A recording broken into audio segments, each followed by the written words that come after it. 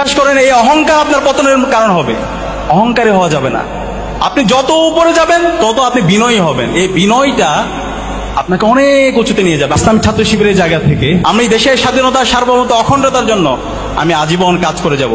এই 24-এ একটা বিপ্লব হয়েছে এবং সেই বিপ্লবে, সেই জুলাই বিপ্লবে আজকে আমার সামনে যারা উপস্থিত আছেন আপনারা প্রত্যেকে একজন সহযোদ্ধা ছিলেন এবং আমরা সবাই একসাথে জালেম হাসিনার বিরুদ্ধে আমরা সবাই ঐক্যবদ্ধভাবে আন্দোলন করেছি।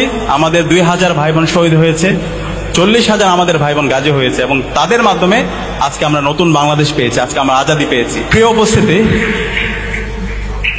আমরা ইসলামী ছাত্র শিবিরের জায়গা থেকে আমরা এমন একটি সমাজ, এমন একটি রাষ্ট্র আমরা বিনির্মাণ করতে চাই যেই সমাজে কোনো ধরনের বৈষম্য থাকবে না, যেই সমাজে সৎ, দক্ষ, আদর্শ, দেশপ্রেমিক নাগরিক তৈরি হবে এবং তারা আগামীর বাংলাদেশের বিনির্মাণ করবে।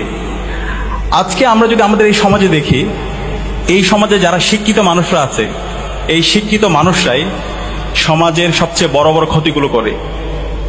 আপনাদের মতো, আমাদের মতো, আমাদের আগের প্রজন্ম তারা A+ পেয়েছে, গোল্ডেন A+ পেয়েছে, পরবর্তীতে বিশ্ববিদ্যালয়